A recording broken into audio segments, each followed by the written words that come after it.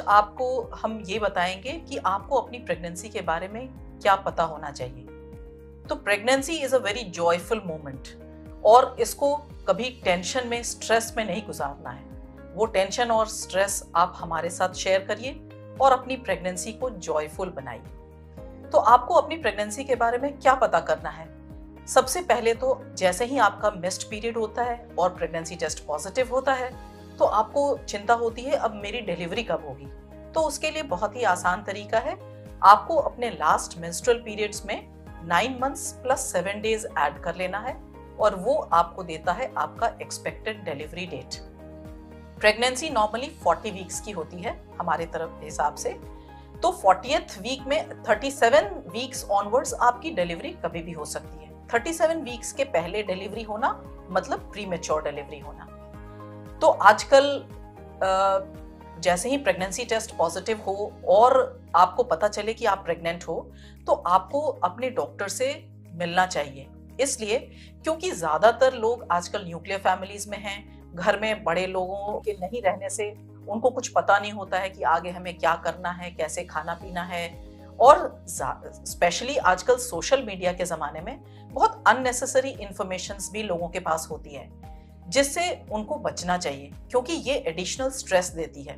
तो सबसे पहले हमें ये जानना है कि जैसे ही प्रेगनेंसी होती है, तो जैसे ही 7-8 वीक्स की प्रेगनेंसी होती है, हमें एक अल्ट्रासाउंड करा के देख लेना है कि प्रेगनेंसी सिंगल है, ट्विन है, नॉर्मल है, उसमें बच्चे की धड़कन आ गई है कि नहीं, वो कहीं एक्टोपिक प्रेगनेंसी तो नहीं है।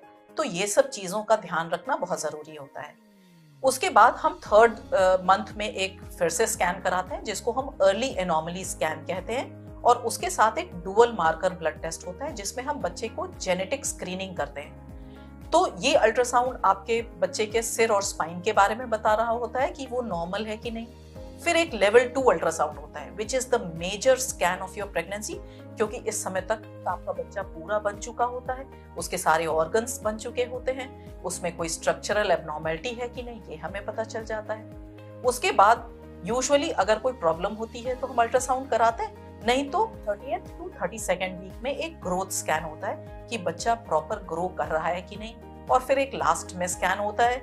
यूजुअली इतने स्कैन्स होते हैं हमारी प्रेगनेंसी ठीक ठाक चल रही है कि नहीं इसको जानने के लिए। अब एक ये भी डर होता है लोगों में, इतने स्कैन हो रहे हैं कहीं बच्चे पे खराब इफेक्ट तो नहीं हो रहा है। बिल्कुल नहीं, आप निश्चिंत रहो क्योंकि जो अल्ट्रासाउंड होता है वो साउंड वेव्स होता है, दैट इज नॉट एक्सरे।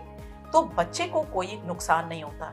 और आज तक इतने सारे सालों में अच्छी खासी स्टडीज हो चुकी हैं कि ultrasound is not deleterious for the development of your baby.